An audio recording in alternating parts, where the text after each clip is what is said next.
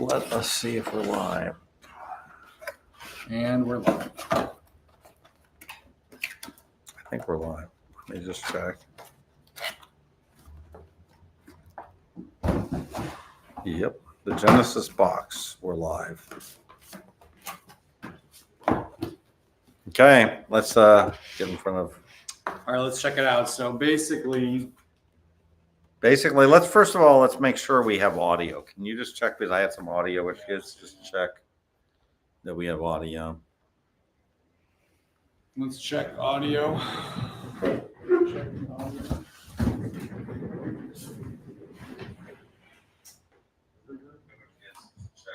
Yeah. Good. Okay, good. We're good on audio. All right, guys. Let's do a little drum roll. Let's see what's in this box, you know? Yeah, I know people are gonna wanna. I want to get a little bit of. You know what's not working anymore? You know this thing here used to update with like the number of people. Now it doesn't anymore. Wow. It never update. It used to have like 1,000 this, that, whatever. Yeah. I know I have all these users here, but you are not gonna see. Audio works. Okay. Yeah, audio's working. Little demo here, guys. Well, so basically, last year we did stuff like this, right? We did these tote bags. They were nice. I never use one. I never use it after the fact, maybe one time, but Yeah. actually I don't like carrying stuff around that says Bitcoin on it. No. To be honest. And we did these really nice pins. These pins actually came out awesome. And we did some shirts. See, the shirts are pretty cool. Yeah, they don't say Bitcoin. No. No. The shirts were nice, but this I year do we- not like wearing Bitcoin apparel. But there's also a Bitcoin symbol. So Yeah. Not good. I wore it maybe one day. We did like an orange, wear something orange day to hang out with Mateo. We Yeah. did it with my family and his family and a bunch of families. It's sort of like having a little orange. target on you saying, rob me. Yeah, it's kind of, kidnap me. Yeah. But the shirts are really nice quality. So we're gonna do t-shirts again, but they're gonna be different this time. No Bitcoin symbols or anything. But we're trying to figure out kind of how do we do a shirt. And one of the nice details of these shirts, we actually did these little stitching on the side. Really looks like really nice to have that little detail. But we were trying to figure out how do we do a shirt and a book. And what do we put this in to give to people? Yeah. So if you come to the event, we're going to give you a copy of Bitcoin 1 million, which is out today. You can buy it. We'll do some little reading of this too. Did you do some reading this morning or No. We're going to read okay, it. We're going to great. read We're from gonna it read, today. yeah. But so basically what we came up with was this idea of doing a box. Fred really thought of this weekend. Yeah. And of course And we thought it was impossible. it seemed like it was going to be impossible to get done in any likely time frame. And it seemed like that until about noon yesterday. And now here we are at 10:30 in the morning, and we have one. We have not seen it. It may be horrible. We're going to see what it looks like in here. So it really comes in this nice cardboard box first. Ready? Yeah. I'm ready. With a little padding. Can't really see it yet. No. It smells like pine. Oh my God. Genesis boxes. How cool are these? This is the Genesis box, guys. And it comes with this little clasp here. Yeah, it's interesting. I thought it was going to be like, what's it called? Debossed or- Yeah. But Embossed. it etches so slightly. Right. But it's really cool. We found this guy in Arizona who had a bunch of these boxes, who was super professional. I can't recommend him enough. We can share his info with anyone who wants to ever do anything like this. But he was very responsive, amazing. The guy does millions in sales a year of these boxes. So he had a huge warehouse of boxes ready to go. And we even are going to do numbered edition boxes. So each box can be numbered on the inside for attendees. There's a little felt in here. Comes with a little desiccant. Oh man, this is fucking great. So you can put your very good to put your Trezor in. You know, right. You can put Well, your like. Look at this. Okay, so, this, Oh my God, it fits so well. I Right. can't believe how well this fits. so that's what you're gonna get. That's for the event. The event, right? We wanted to, and everyone's gonna be now. You're gonna be like, how do I get the low numbers? Yeah, I think And it's what gonna are be we- random. I It's don't gonna know. be random, It's got to be right? just random, you know. Could it be first come first serve? It could be. Yeah, I think it could be first come first serve. it could be. Like we're gonna if you get there, another reason why you want to get to the event early to get a box that is low numbered. It's You really get there cool. Look at late, these you're gonna hinges get on the back. Hmm? Yeah, like this is a nice, really nicely made box. Yeah, Metal it's- hinges. yeah, very cool. This is not some Again, Chinese stuff. we This want you is- to basically put this thing on your desk, right? And Oh, you can see the wood grain in the discoloration of the. that's kind of what we want you to do, right? The idea is not It's a to really have, cool box. not to have a throwaway, but have something that you will keep It also doesn't say Bitcoin. anywhere. It doesn't say Bitcoin on it. It just has that This is the hex code of the Genesis block of Bitcoin. So with a few, of course, that has the chancellor on the break of second ballot for banks. Good in there. So this is it, guys. Satoshi would be proud. Satoshi, if you're listening, we hope you come to Bitcoin Alpha and we hope you get your box. He also sent us this cup, which we're not going to make these, but it's pretty cool that Hey. I suggest saving one of these boxes for Michael Saylor. Maybe this box, number 0. number 0. Yeah, sure. What do you think? Yeah. Should we send him one? We'll send him one. Yeah. Because I think this belongs in MicroStrategy. I would like it. They have a little kind of, It's huge. they have a little museum. I'd like to have MicroStrategy have one of these boxes. Yeah, it's cool. And, you can kind of come in here. Man, this thing is really nice too. Okay, let's look at the This tumbler, tumbler. hot or cold drink tumbler. I mean, this is straight. This is America right here. America, yeah. America. Big gulp. It's a big metal. You could definitely put your big gulp in there. Yeah, definitely. Yeah. Oh, This is so cool. So they're all going to come in these. We have 200 of these coming to Santa Monica next week. Yeah. Pretty amazing that we talked to this guy, I don't know, maybe 2:00 yesterday, and he already shipped us an example. Pretty cool. All right, So let's look at the book let's look at the book. I went over a little bit the schedule already. of the Bitcoin Alpha. Yeah. So that again, super happy about this. Books in there. The books in the box. Yeah.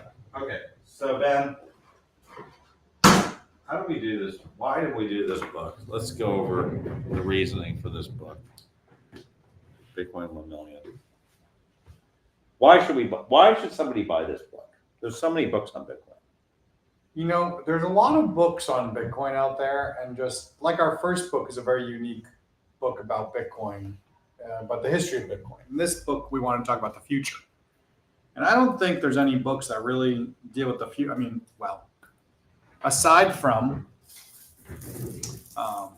Jeff Booth's book, The Price of The Tomorrow. Price of Tomorrow, there's really no books that take this bold view of the future and really lay out a 360-degree view of what is the future likely going to look like in 10, 20 years from a technological and also global political viewpoint and economic viewpoint. So that's sort of how you get the 360 view. Right.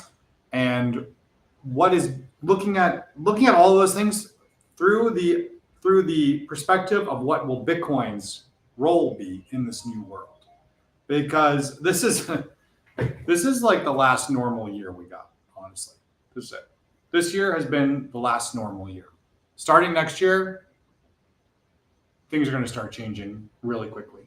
Because of AI. AI is going to change everything. I mean, also, autonomy or not autonomy. Autonomy is one thing, but autocracy. We're heading into the age of autocracy, autonomy. And so, I saw a chart yesterday that said that autocracy is on the rise, Yeah, basically, since the pandemic. And I thought that was really interesting because, you know, in Star Wars, they say something like democracy didn't die. It died with a round of applause, basically. Yeah, exactly. Right. So the future is going to look really different. What is Bitcoin's role in that future? This book addresses that in a really, really amazing way. And I'd love it if we spend some time just taking you guys through the book and sharing it with you. You've probably seen some posts here and there about it, but I think So this here I think is it'd an be good for author's us to proof. go Is this an author? basically This is an author's proof. end right? to end on it. Yeah. So if you order this today, you'll get it on Friday, I think, still for the next hour or so, but you'll get it on Saturday. Technically, this is a bit of an older edition, but Right. these are versioned. So this is version 1.2.9. We actually reset the versioning later, but or no, we didn't. We didn't. No, we went to we published 1.3.7. So Yeah. this is going to differ slightly. But we have 1.4 now. We have some that we're going to update. We have new versions. So Yeah. you know, when you order the book now, you'll get 1.3.7, and we'll have the paperback is live now, the Kindle's live now, the ebook, and we did a really nice job with the ebook. So it has you know, all the modern formatting, and the charts and tables have all been completely reformatted and rebuilt for an ebook format. So we really wanted it to be we really want every edition of the book to be stand on its own, including the audiobook, which is coming at the end of the month. So a book like this consists of, it has 300 pages, about 70,000 words, and has about 30 charts in there, right? And Yeah. so I want to give a shout out to Lee Stephens. Yeah, Lee Steffen is our creative director, and he does all the branding and layouts. And he, you know, it's interesting. This is a chart he didn't do. Okay, this is the old version of the chart, so you can see this chart. It's not bad, but it's just not as good as the chart that in the new book now. Yeah. So let me show you another chart here.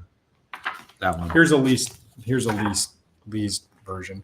Now it's very slightly different, but it's just so much more readable. All these, we standardized and rebuilt every chart. Let me give you an example why you do that, okay? Because if you don't do that, if you just take a chart like, you know, I don't know, Lynn Alden's book or Larry Lepar's book, or even Safety, right? Yeah. These guys did not use graphic designers to design their charts. They just kind of took them off the internet. And, you know, while it's readable, it's just not great. It's not at the highest possible quality that we can get, right? And so, you know, we basically redid all the charts in vector format to make it the highest possible quality. Yeah. Here's the acknowledgments from the book. Yeah. What do you read? First and foremost, to our family and friends who endured years of endless Bitcoin rants at every dinner, every vacation, and every quiet moment, until they finally decided to buy some Bitcoin themselves. Your patience transformed into understanding, and your support made this book possible. To Lee Steffen, our art director and creative designer, who's the reason our first book exists and has designed every single chart in this one as well. To Rob Clausen and Thomas Young for their comments on early drafts. And to Garrett Soloway, who tried to sell Bitcoin short at every opportunity and provided the perfect contrarian indicator. To Warren Buffett for labeling Bitcoin rat poison squared, a quote that will age as poorly as his decision to avoid technology stocks in the 90s. And to Peter Schiff, who will still be tweeting about gold when Bitcoin hits $1 million. And you know Peter, right? Yeah, I do. I've been to, you know, it's funny. I played paintball with Peter. It's a really funny story, but someone shot him in the back. It wasn't me, but one of the younger guys we were playing with shot him in the back after he was out, and he really lost it. Honestly, he felt so disrespected, and he was ready to kill someone. Honestly, but he's a really fun guy, and he's an amazing dancer, and he's very funny, very gregarious, and I really like him and his wife. But he's also, I think Satoshi was definitely a fan of Peter Schiff. That's what I think. I think Satoshi was watching Peter Schiff's show. He's got a great show. You should watch the old clips. There's an entire episode I watched recently where he drives across America. He's in our book too. Visiting he's in both books. books, really. Yeah. He drives across America visiting all the small towns and asking people what they think about inflation, how it's affected their lives. And it's so interesting, even 20 years ago when he was doing that. It's very interesting to see. So anyway, to anyone who's ever bought Bitcoin and held through the volatility, you understand something profound about the future of money. This book is for you. And for everyone still trying to understand why they're so certain about what's coming. The future is not evenly distributed, but it's arriving faster than most realize. Thank you to everyone who helped us see that clearly. Okay, we did 21 chapters. Yeah, so why don't we read through what the chapters are here? Yeah. We start out with the Bitcoin power law, which is really, the chart that changed everything, sort of the story of how Fred became orange pilled and how the power law was discovered by Giovanni, but then shared by Stephen Paranode with Fred, and that Fred sort of championed it. And it goes through the power law, explaining the power law in a way that I think anyone's going to be able to understand. Maybe we can read through that section. We will. We'll read it next. Yeah. So keep on going through let's go through the chapters yeah. first. Then we go into the money printer and talking about, how does money get created actually? Where is money being made and how? Like, does the central government make it? Do the banks make it? How much of it's being made? Can we quantify? Can we measure? Can we predict how much money there's going to be? Yes, of course. And we have great charts and data that you're going to be able to not just read, but show to other people and say, look at this. It doesn't take a lot for Bitcoin to reach $1 million because of how much money is being created all the time. I like to use the term, you need the means, the motive, and the opportunity, right? Which is like what they do in all crime scenes, right? They say, what is the means? It's, Colonel Mustard in the library with a wrench, so the means, you need to have the ETF, right? The ETF is allows people to do it, right? The motive, what's the motive? Motive is you have ice that's melting in the sun. The minute you issue fiat, you're debasing, okay? Boom. And now you have to have the opportunity for it. And the opportunity is this money printing. That's just endless money printing, right? And that gives Bitcoin the opportunity to go to $1 million. So, yeah. And then the next chapter is inflation, which is kind of a continuation of money printing, but it really talks about how the main point of that chapter is that inflation's felt differently by different people and by different countries. And so, regardless of money printing, there's different inflation metrics that we've been able to measure. And there's also inflation versus deflation that's caused by AI. Yeah. So we've got there's a lot of confusion. There's a lot of confusion online about whether we're heading into an inflationary period or hyperinflationary or deflationary. And so we deal with that stuff. We actually look at some projections of different ways it can go, and we make our own predictions about which way it's going from now until, the 10, 20 years out. Yeah. Why don't we look at some of those charts in there too? Yeah, those are great. Or we can keep going through We keep going through the chapters, and then we'll dive into chapter 1. Yeah, very interesting. Next, we have a section on stocks, bonds, real estate, gold. So each of these chapters really answers the question, should I own stocks, bonds, real estate, or gold when there's Bitcoin? What do you guys think? Should you own stocks, bonds, real estate, or gold? And how much of stocks, bonds, real estate, or gold is really just money printing, right? So we try to isolate, are stocks really going up, or are you just witnessing a lot of money printing? That there's a lot of hidden asset appreciation that's just purely money printing. It's funny. I kind of think as the money printer, as like, you ever see that game? What's it called? Plinko? In the flight prices, right? Where the chip falls down into different buckets, right? You got to try to aim for the bucket you want. It's sort of like money's being printed, but it has to end up in the buckets at the bottom of this Plinko.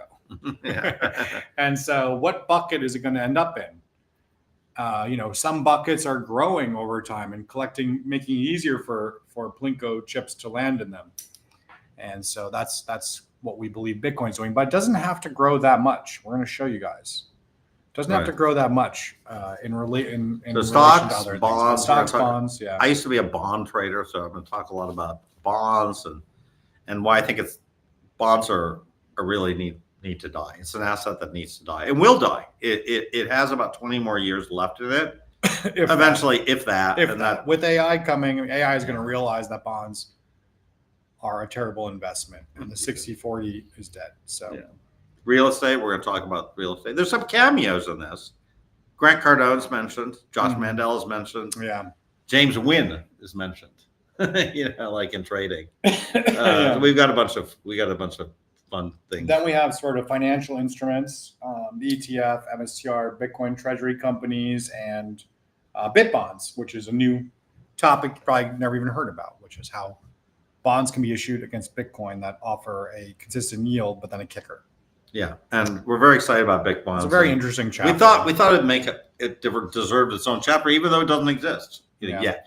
And then stable coins. Then we go into sort of stable coins, fast Bitcoin, and a chapter that was once called "There is no second best," but is now called the Apex Predator. Right. And the point of these chapters is looking at innovation, looking at scaling,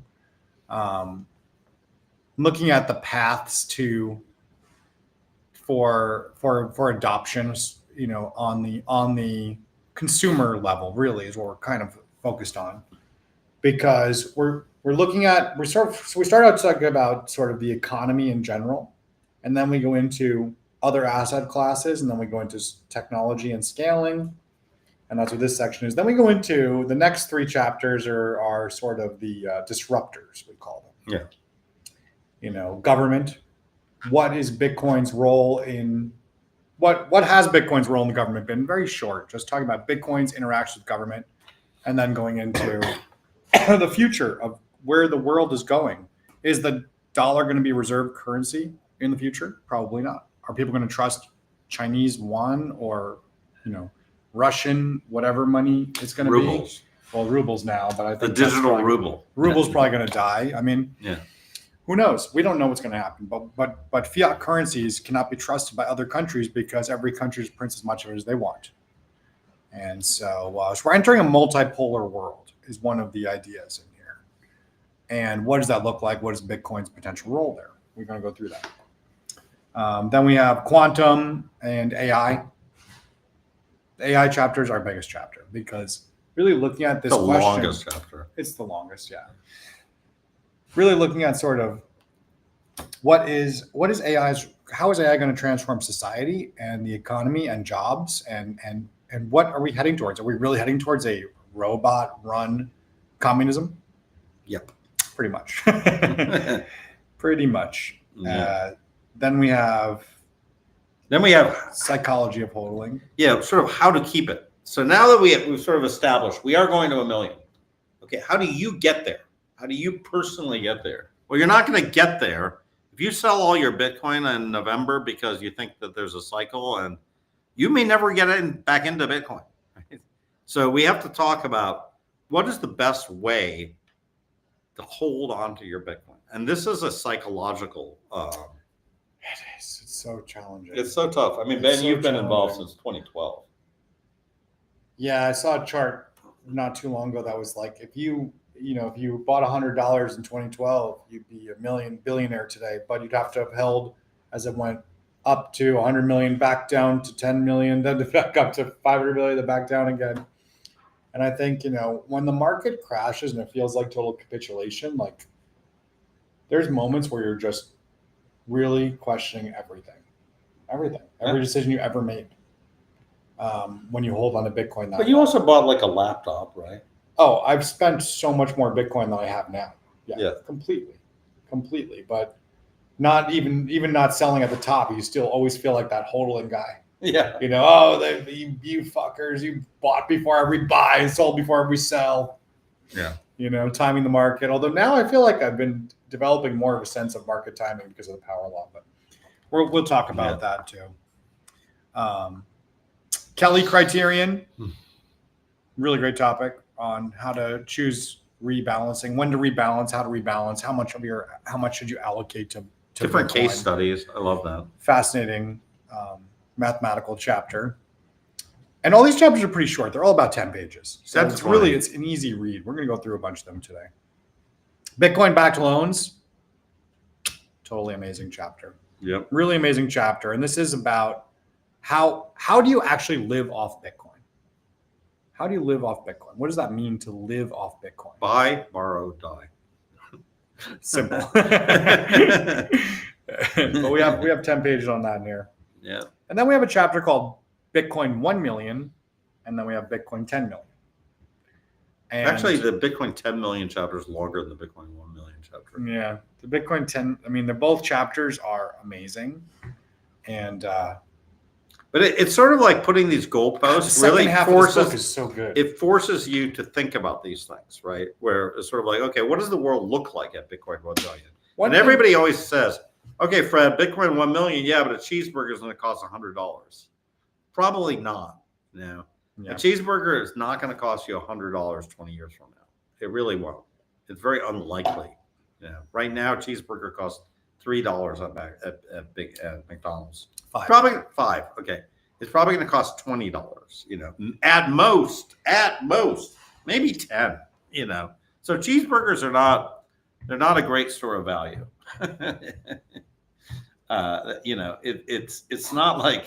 It's not like these things are going to skyrocket like Bitcoin. I will say, reading this book, you don't have to read it cover to cover. No, You pick and can choose. you can skip.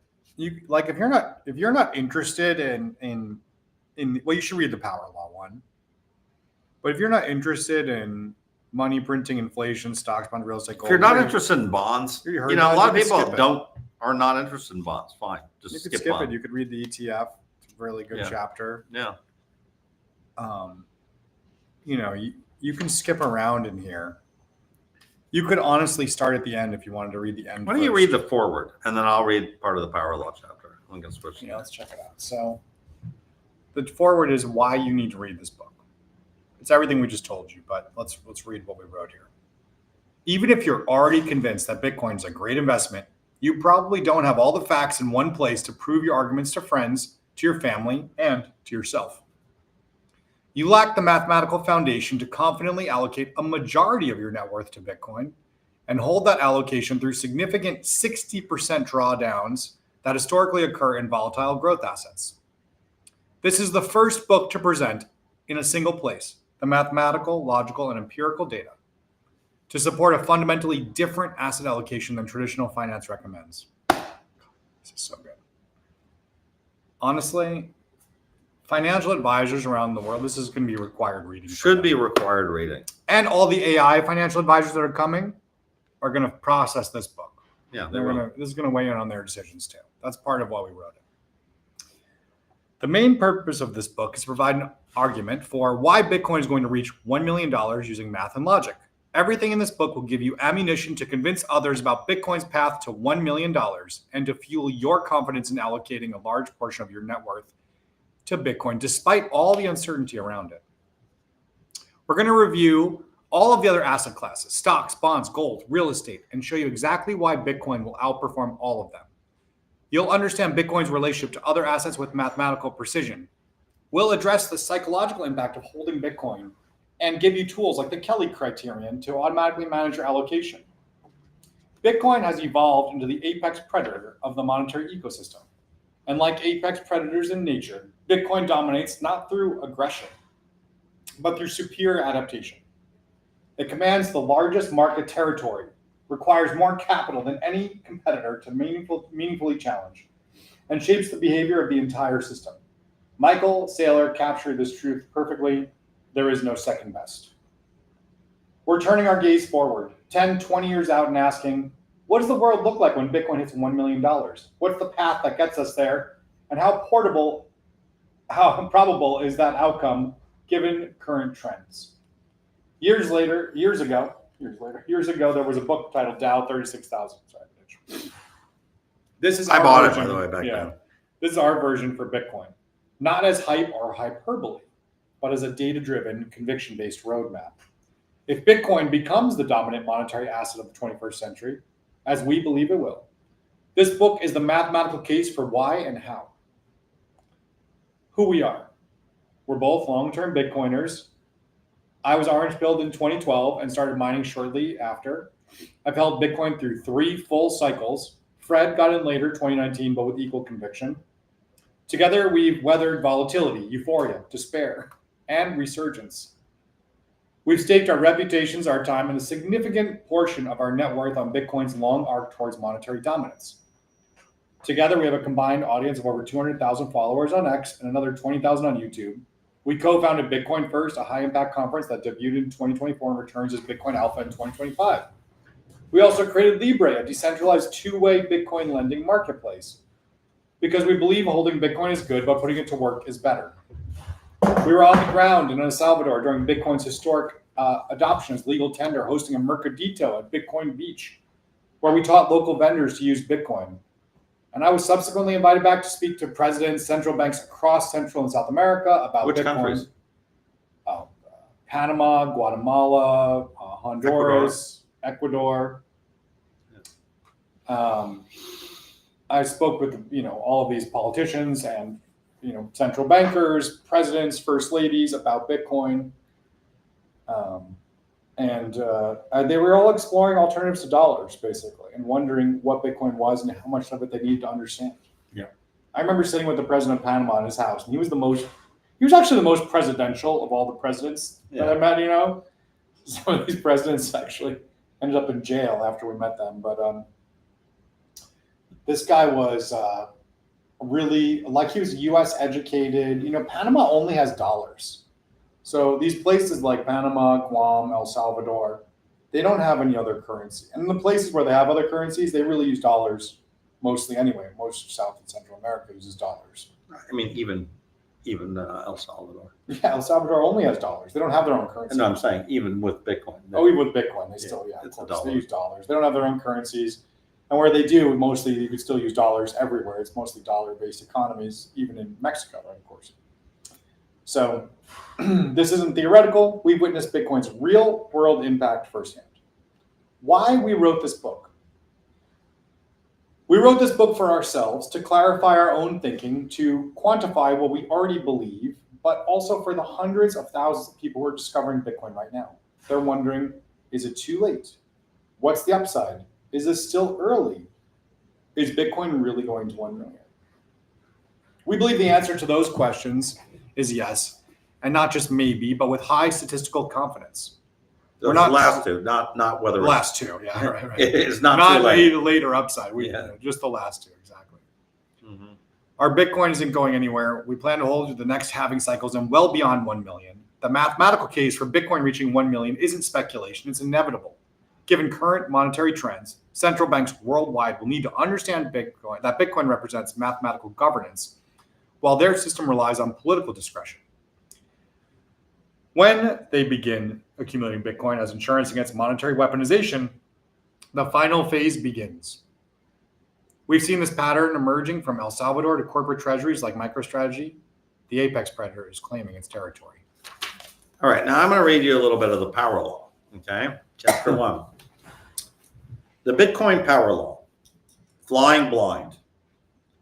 The first time I really got Bitcoin wasn't from reading the white paper or watching the price chart like a hawk. It happened in Bermuda at the founding of a crypto bank called Jewel. The date was April 2019. I had been invited to the event by friends who had a vision of creating a full-service bank that was crypto-friendly. I'd never been to Bermuda and needed a break. The idea of spending 3 days on an island in the Atlantic with 50 crypto heavyweights seemed intriguing. And there was the draw of the guest speaker, Tom Lee, who I followed pretty closely on CNBC. Tom was already at that time one of the loudest Bitcoin bulls. I owned about 20 Bitcoin, but for me it was just a trading position, not a hardcore belief. Like many technologists, I had doubt as to whether Bitcoin would be the ultimate winner or whether cryptocurrencies in general would have a future. We were in the depths of a bear market. My faith was at a low. That changed, or at least began to change, when Tom took the stage. Tom's argument was based mainly on demographics. Each generation had their asset of choice. Boomers liked the S&P 500. Gen X liked tech stocks. And Bitcoin was becoming the preferred asset for millennials. Bitcoin, he argued, then at 5,000, could go to 1 million sometime in the future. not in the next 6 months, not in a meme stock frenzy, but it's part of a long, grinding march towards global monetary dominance. It was persuasive enough that, for the first time, I questioned my dismissive stance. The prudent thing to do, I decided, was to take a 5% slice of my liquid portfolio and put it into Bitcoin. Just enough to matter, but not enough to ruin me if I was wrong. Over the next few years, that decision became a ride that was sometimes exhilarating, sometimes stomach-turning. Bitcoin climbed from 5,000 to 69,000, crashing back to 15,000, and then doubling again to 30,000 by the end of 2023. My allocation had grown and shrunk like an accordion. But even after years of holding, I still didn't have the conviction about when Bitcoin's real moment would come. The Bermuda conversation had gotten me into the game, but I still was playing it cautiously. The chart that changed everything. The aha moment would come a few months later when I met Stephen Paranode through our mutual friend, Shaheen Khan, who thought we'd get along. Stephen held a PhD in astrophysics from Harvard and had a long career at Sun Microsystems. Like me, he was very interested in Bitcoin. One evening in early 2024, Stephen sent me a chart that was particularly striking. It wasn't a typical Bitcoin price graph. Most charts you see use regular scales. If Bitcoin goes from 10,000 to 20,000, that looks like the same size jump as going from 50,000 to 60,000. But Stephen charts use something called logarithmic scales on both axes. On a regular chart, every $10,000 increase looks the same. But on a logarithmic chart, percentages look the same. For example, a doubling from $100 to $200 appears at the same vertical distance as a doubling from 10,000 to 20,000. When you use logarithmic scales on both the price axis vertical and the time axis horizontal, quants call it log-log space. And so this is the chart, log-log chart that we've reproduced. Actually, it is up to date. And, I saw it at the time a little less, more like there, it was down there. In 2024. But this is a chart where the years get closer and closer together as we go in time. And that's reflecting and here the price goes up in unit powers of 10. So here we have 100, 1,000, 10,000, and 100,000 there. So this chart, Lee Steffens made this chart. Thank you. In log-log space, certain type of growth patterns look chaotic. On regular charts, certain types of growth patterns that look chaotic on regular charts reveal themselves as straight lines. And straight lines mean predictable patterns. This chart reveals something unexpected and significant about Bitcoin's price behavior. Bitcoin's rise from 10 cents in 2009 to nearly 60,000 in April 2024, at the time I saw it, had always appeared volatile, unpredictable, even chaotic. But this chart revealed structure. The data formed a line that wasn't particularly perfectly straight. Bitcoin still fluctuated around it, but straight enough to command attention. Now, scientists use something called R squared, pronounced R squared, to measure how well data fits a pattern. In other words, how closely the data correlates with or matches the expected trend. Think of it as a grade. An R squared of 1 would be a perfect 100% correlation, A+, while 0 means no pattern at all, F.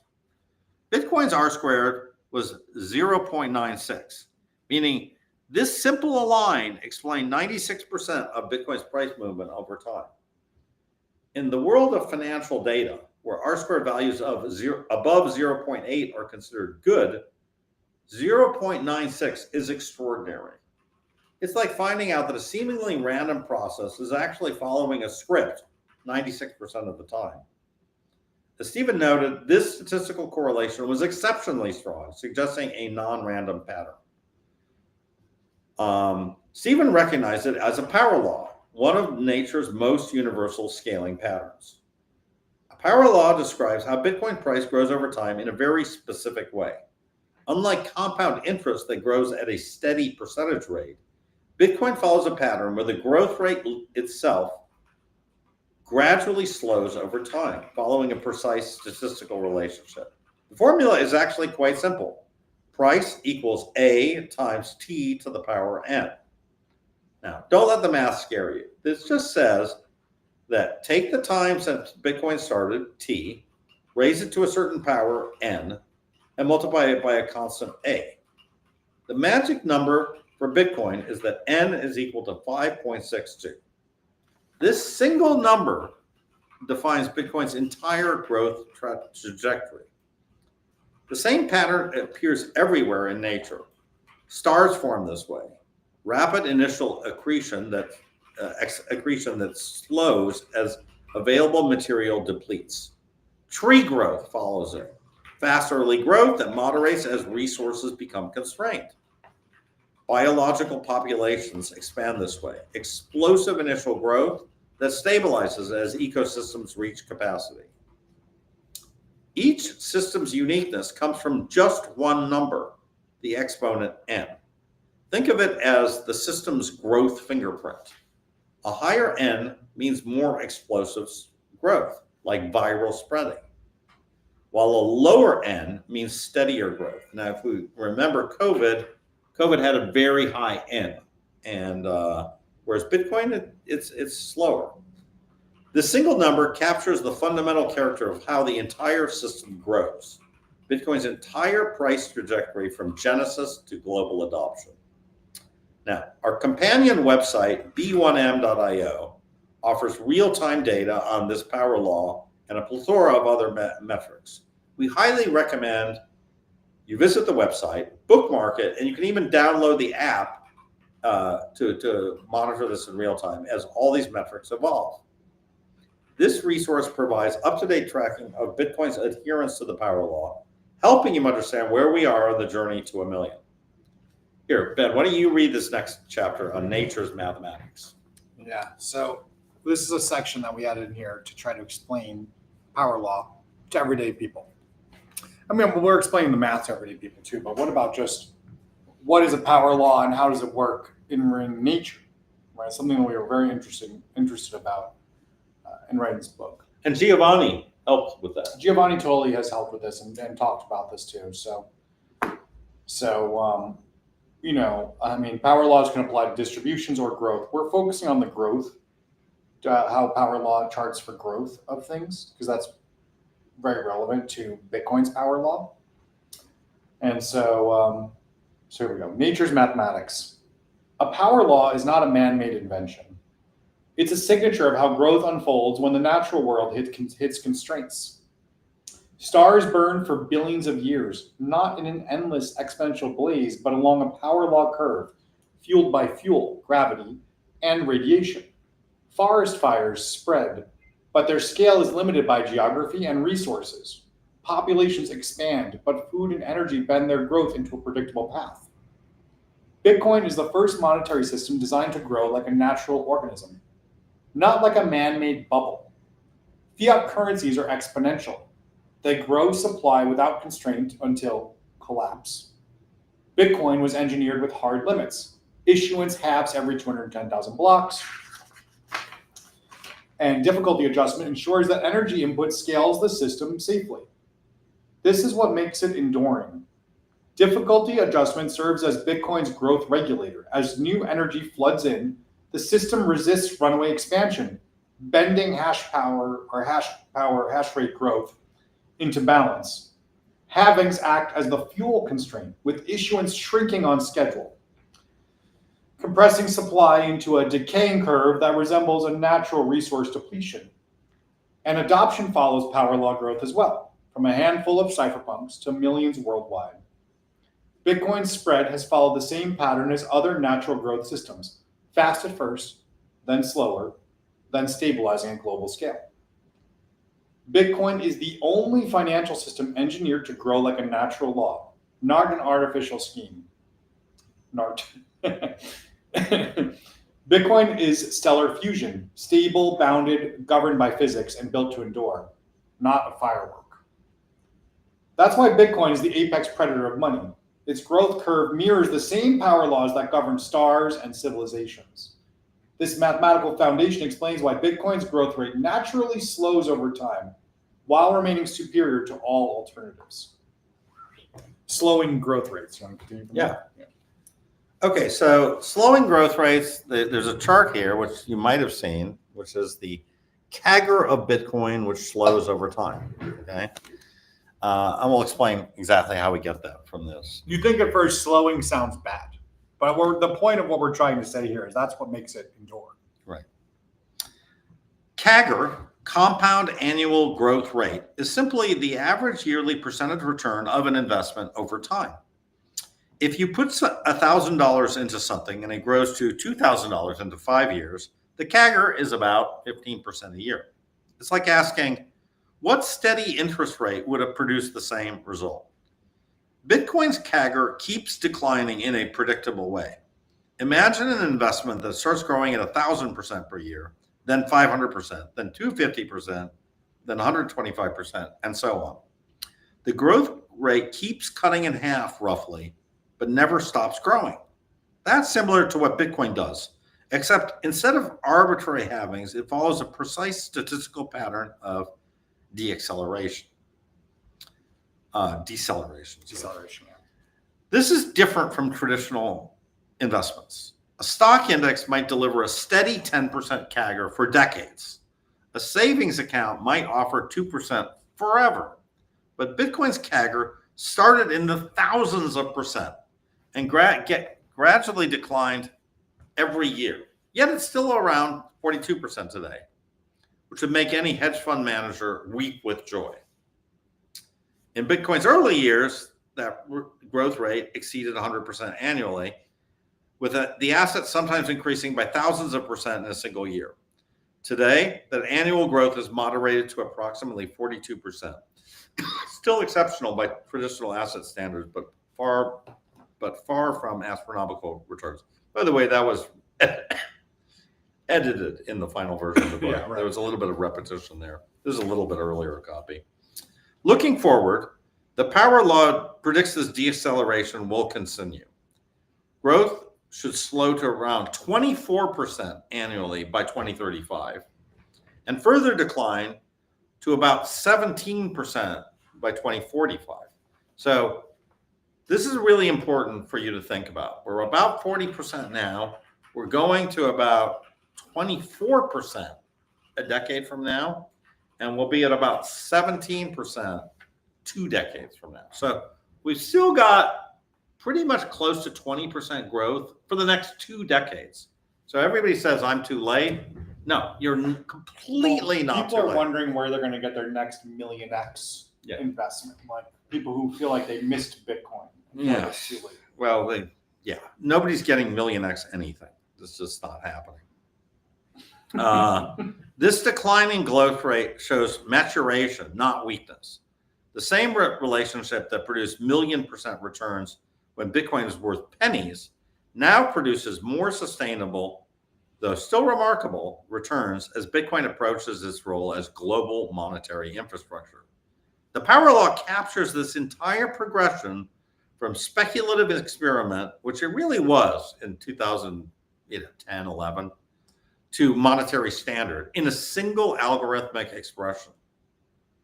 Now I'm going to show you this one chapter, which I think is, I'd argue, is the most powerful graph in all of finance. Okay. And this graph was shown to me originally, but were told to me by Giovanni, and I was able to replicate it. And I just love this graph. The power law of moving averages.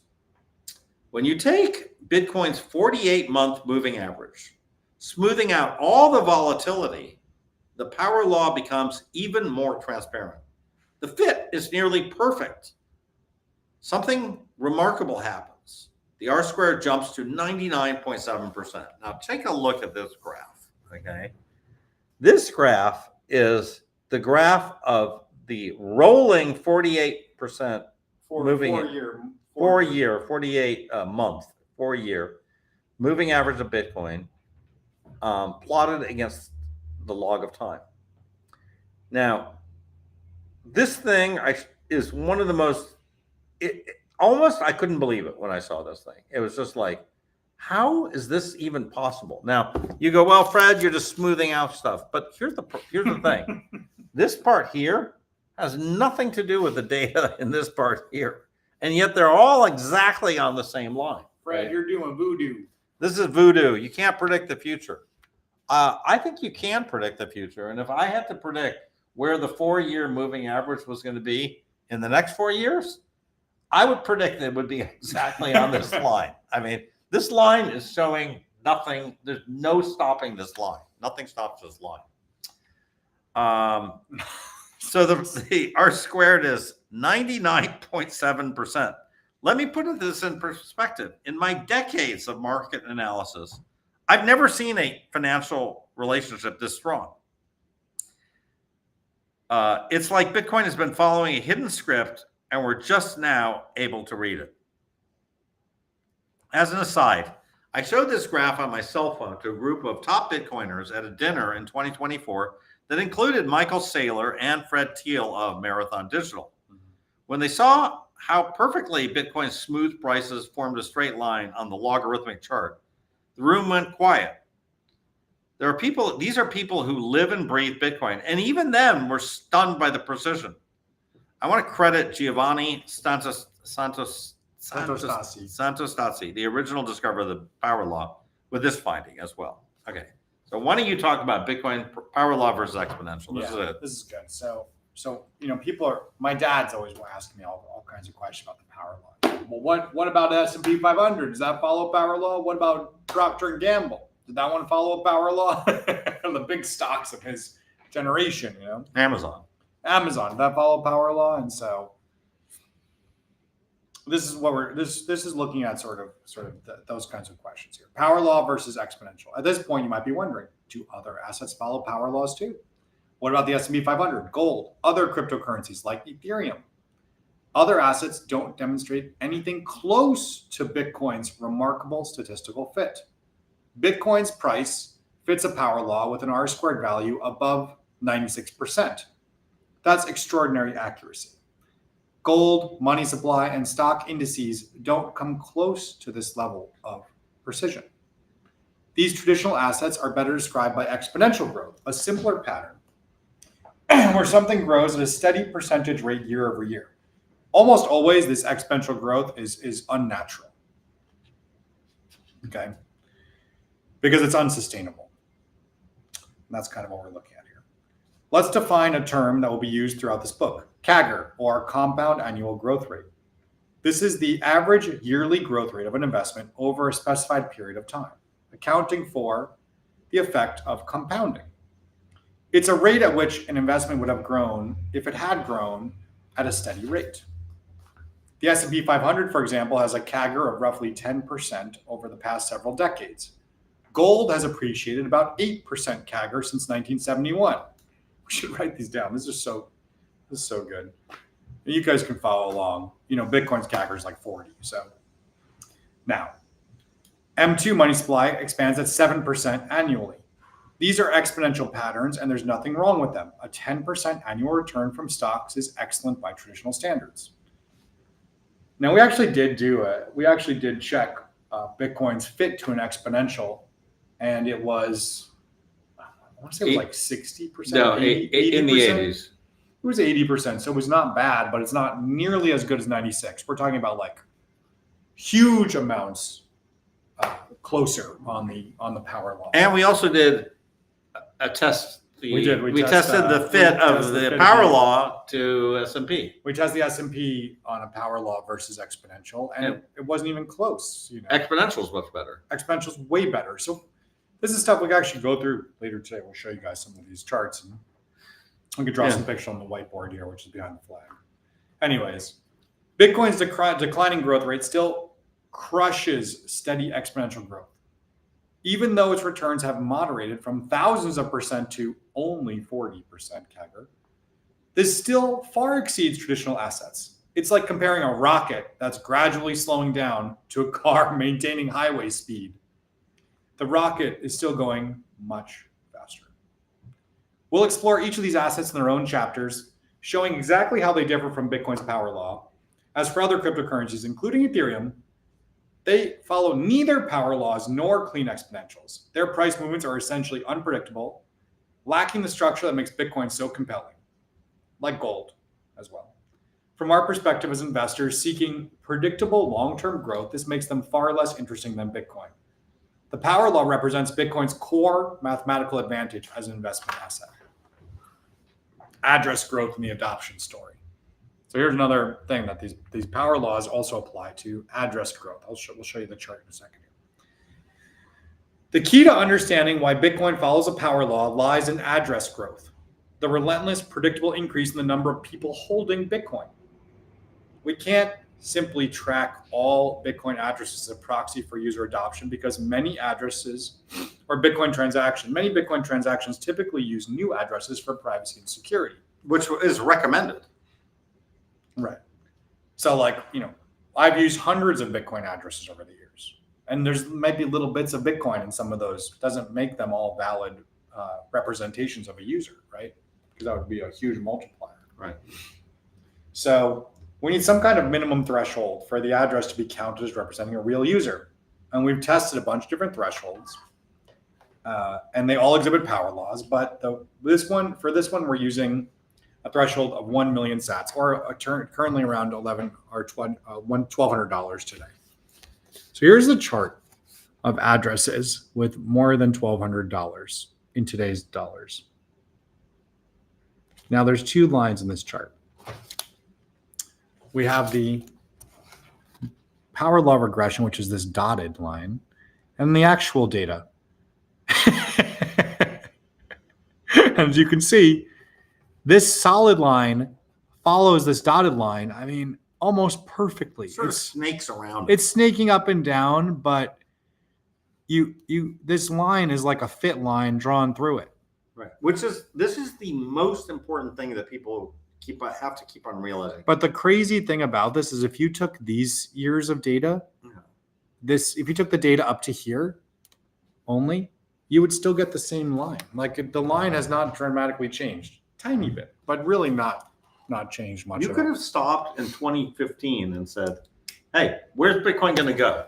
And it'd be like, it would totally predict. How many addresses are there going to be in 2025? And we could have predicted it highly accurately. There's about 15 million of these right now in this. We think that there's about 15 million people who have, 1 million sats. There's This about is 98% fit. Yeah, there's a little under 1 million people who have a Bitcoin, 1 million addresses that have Bitcoin. That number's going down a little bit right now, but it's just temporary. It does tend to go up. Okay. Now the number of people who have 10 Bitcoin is going down right now. Now, if you're a Bitcoiner, if you're a Bitcoiner and you live in a bubble of Bitcoiners and you've already convinced your whole family about Bitcoin, you don't realize how many people are out there that still don't understand Bitcoin at all, that don't own any Bitcoin at all, even millennials, even people who are wealthy investors and people that are still following 60-40 investment. Like these people have no Bitcoin.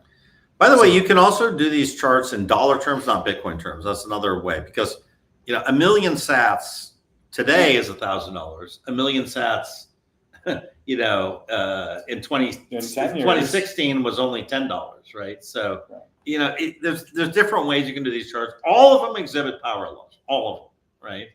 So but the fit of this chart is just amazing. It is amazing. It's amazing. So there you go. And it's also interesting. It's or more in good years or bad. So even in bad years, people still discover Bitcoin. They discover it. They want to buy it. They want to, they're buying the dip, and there are new guys saying, "Yeah, maybe now's a good time for me to buy."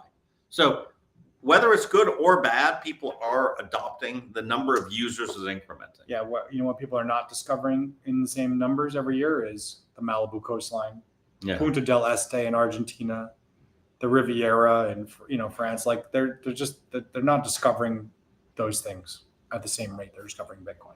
Bitcoin has this global reach that you can buy and trade anywhere in the world. It's not tied to any jurisdiction. Which is really one of the reasons why it's more interesting than gold, right? So gold, people go, well, it's been around for 5,000 years.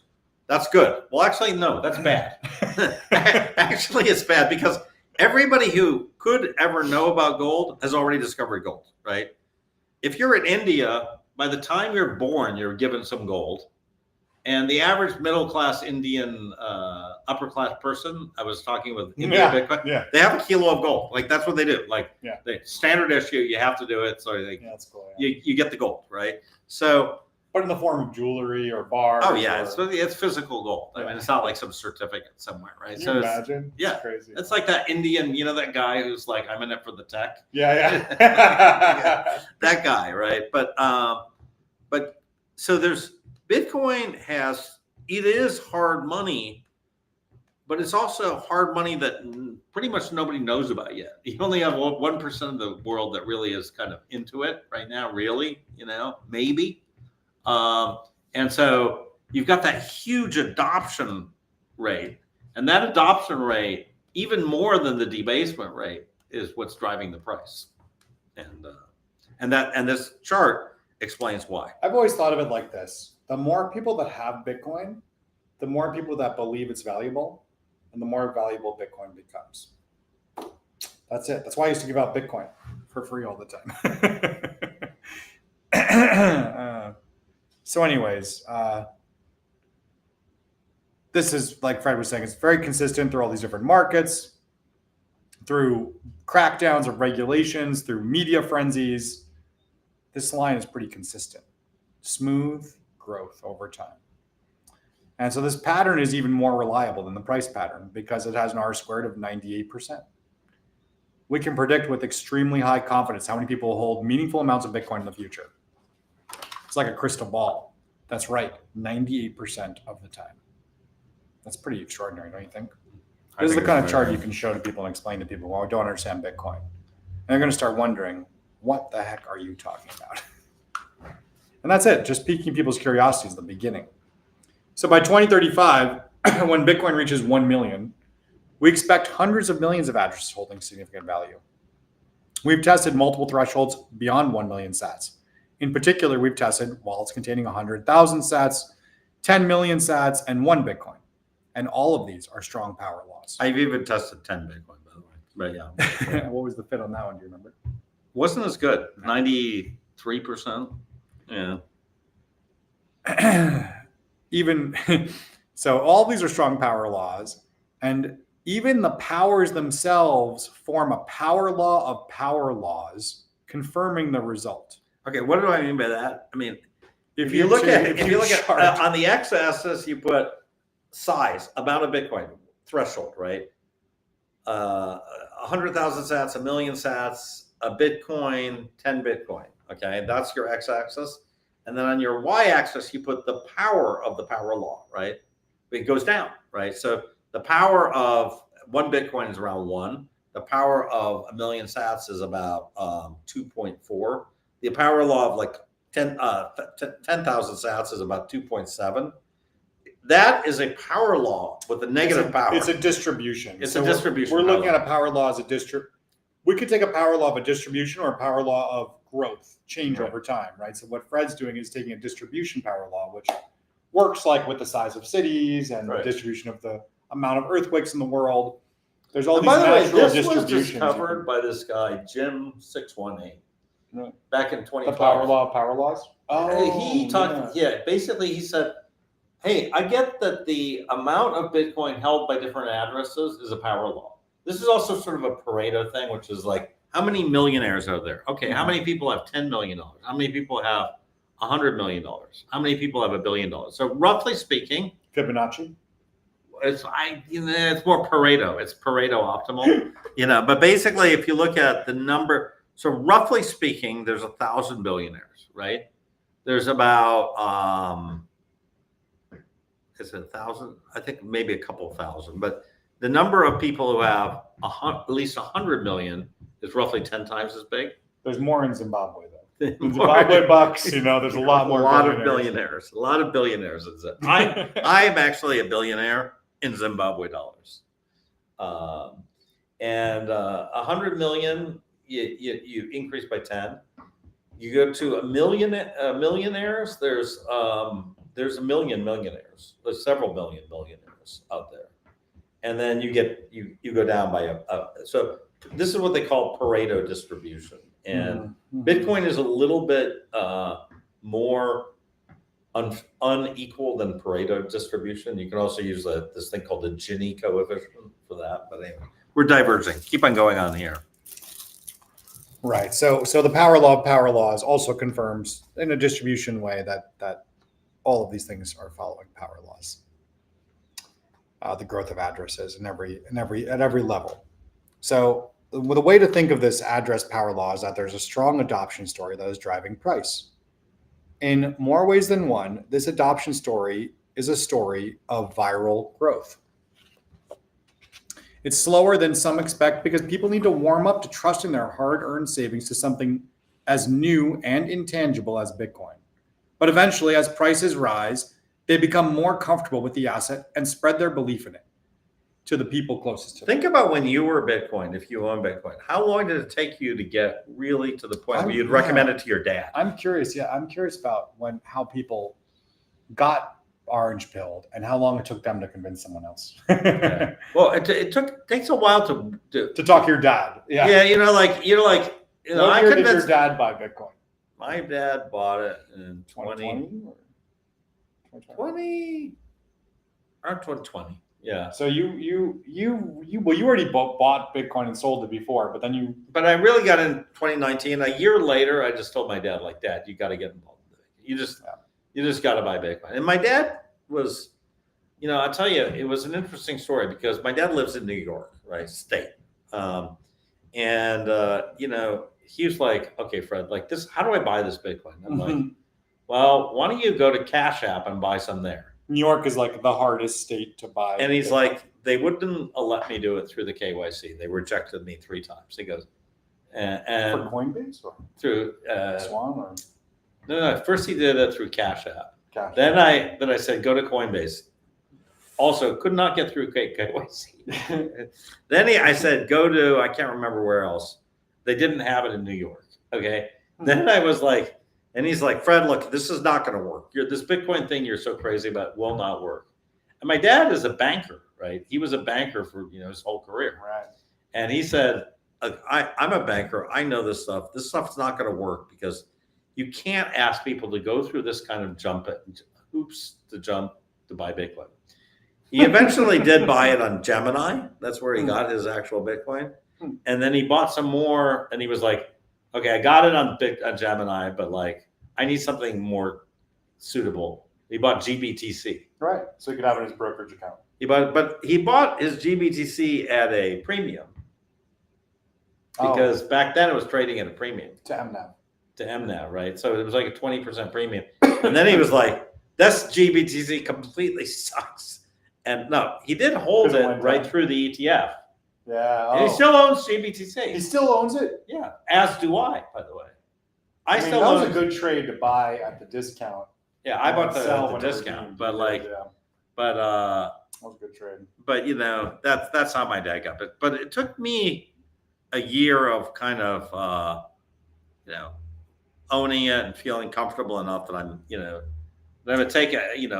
At that point he was 80. Yeah. I'm taking an 80 now he's 90. You know what I mean? But so an 80-year-old man to like, but it's tough. You don't want your dad to lose all his money. Like I would have bailed him out if he. But I said, listen, you should put some of your money, some significant amount of money in Bitcoin, and he did. Anyways, let's keep on going. Well, I was thinking about my Yeah. dad. I'll tell you is I found Bitcoin in 2012. I started mining it in December, and then I really became sort of an advocate for it in 2013. But the earliest evidence I have of my dad talking about it or buying it is in 2015. He emailed my stepmother. Oh yeah. And he said, go find this website and go buy some Bitcoin. They're $300 a coin right now. Mm-hmm. You should go buy at least 2. And she has the email stuff from 2015. So it took like 2 years, really. Kind of, I think, is how long it takes after you start thinking about Bitcoin and talking about it for you to recommend to your dad. I kind of agree. If anyone beats that, you're a pro. Okay. Yeah. But then what happens is your dad starts telling other people. Okay. He starts talking to other people about it. My dad actually made a one sheet. I'm going to show you this later, about the Complete Idiot's Guide to Investing. Yeah. because he's like trying to explain Bitcoin to his friends now. He's trying to build his own version of this book, actually, like short form. So anyways, many researchers, including Giovanni Santostasi, who originally discovered Bitcoin's power law, see a deep connection between user growth and price growth. There's a principle in technology called Metcalfe's law that says a network's value grows with the square of its users, right? So the value of a network is equal to the number of users squared, or number of nodes. Think of it as how a telephone network with 10 people is more than twice as valuable as one with only 5 people, because there are more connections possible between them. Power laws beyond USD. Now, many believe the flaw in the power law is that Bitcoin is priced in dollars. And the dollar could be subject to massive debasement in the future, potentially like the Argentine peso. This argument is erroneous. Bitcoin follows a power law even when priced in gold, not dollars. The R squared is still 95%, nearly as strong. So this relationship holds regardless of the pricing denomination, demonstrating Bitcoin's consistent growth pattern across all measures of value. We'll explore this throughout the book, how Bitcoin follows power laws against real estate, stocks, and even other cryptocurrencies. The pattern is universal. It's not about what currency you use to measure Bitcoin. The power law represents something far deeper, a new form of money spreading through human civilization like a technology, not a commodity. Hash rate growth. So Bitcoin's security is measured by something we call hash rate. It also follows a power law of its own. Hash rate is simply the total computational power protecting the network. Think of it as the size of Bitcoin's security force. And here we go. Here's a chart of the hash rate, which is the solid line, and then the predicted fit line there. Once again, incredible to see how well this solid line tracks around this dotted line. This is the first time I think this has been ever put in print, in a print book. Now, people have discovered this. Giovanni's came up with it, and Stephen Perrineau to talk about it. But, we don't, it's not, what do you think that, how many people in the traditional finance industry understand even hash rate or have any idea about the power law of hash rate? Zero. They probably hear about hash rate from time to time, but don't really know what it means, except for that it's energy being used and it's wasteful or something. That's what a lot of people think about. Yeah. By the way, I was hearing Tomer yesterday give a very good. So good. Yeah. He gave a very good He's discussion. A Bitcoin poet, really. Yeah, he gave a great discussion of actually how Bitcoin works with guessing the nonce and everything like that. Oh, amazing. Yeah, I love yesterday. that. You should listen to it. Oh, But yeah, anyways, yeah. hash rate. So Yeah, so basically what's happening with Bitcoin is that, it's people say they're solving these complicated mathematical puzzles. That's not really what's happening. They're just going brute force trying to figure out one thing that gets, 36 leading zeros. Okay, that's it. but the number of zeros changes. So Yeah. Bitcoin is not inherently designed to be a power hungry beast. The amount of power Bitcoin uses is based on how many people are trying to mine it. Right? So there's a game around it. Of course, the game theory is designed to make it harder the more people that are trying to mine Bitcoin. That's the difficulty adjustment.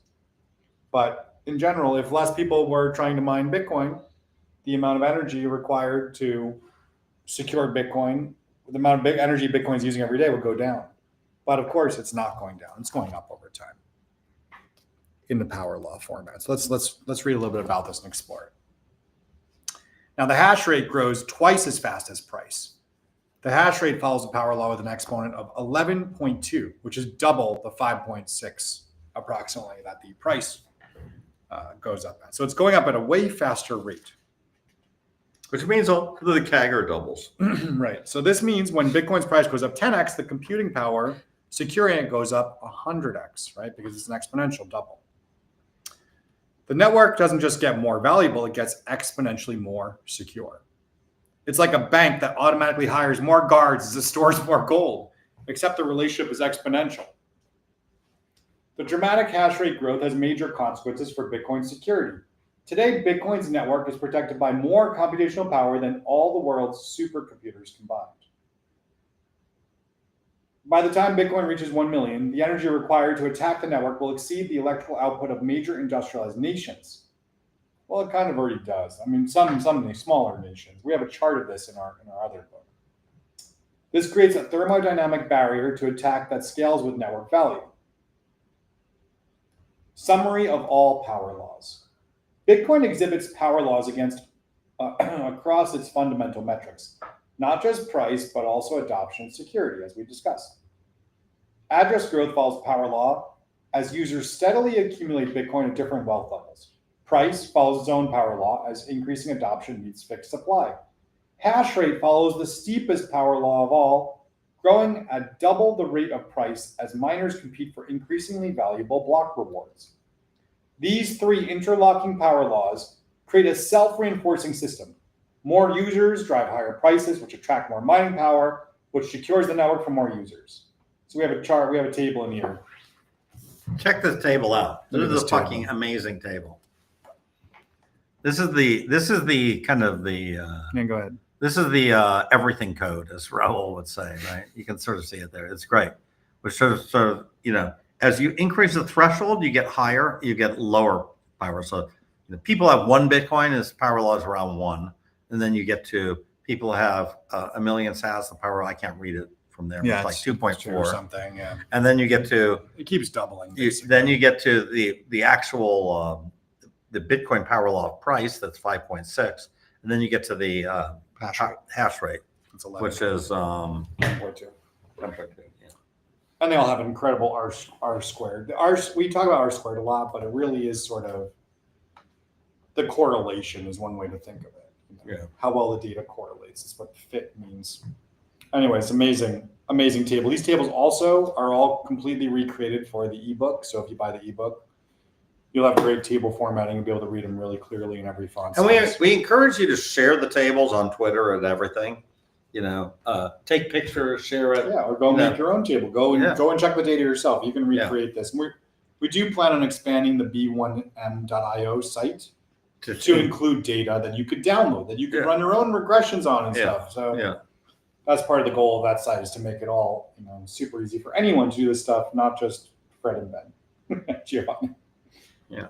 Growing correlation. The fit of the power law just keeps getting better. This was inspired by a DM from Giovanni, who notes that both the slope and standard deviation haven't changed at all since 2017.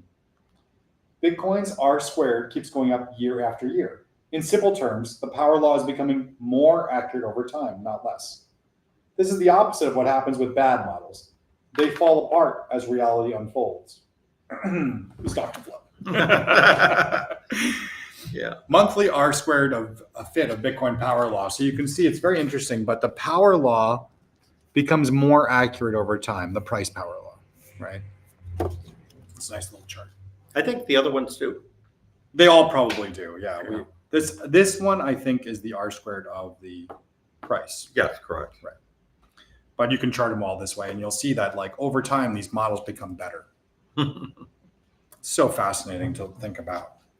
And we're gonna see the volatility. And the volatility goes down. And we're going to see that in the final chapter. Put that graph. Meaning We actually had too many power law graphs for the one chapter. we started moving some of them them around to other chapters, but gotta think of this as like this line of prediction is like gravity, and so it's sort of the price is orbiting around this line over time, but it's getting closer and closer and closer. Yep. It's fascinating to see. Also, I think the knowledge of the power law Also, is contributing. reinforcing. It's and I feel like we are part of the cause of this. Like, I mean, look, when I discovered the power law through you Stephen made the Paradise, power law popular. but I helped really pop. I was You sort of did. the apostle. Well, I think the thing is that people don't do a great job of explaining power law. It's a complicated concept. Mhm. People also don't like the idea that's called a law.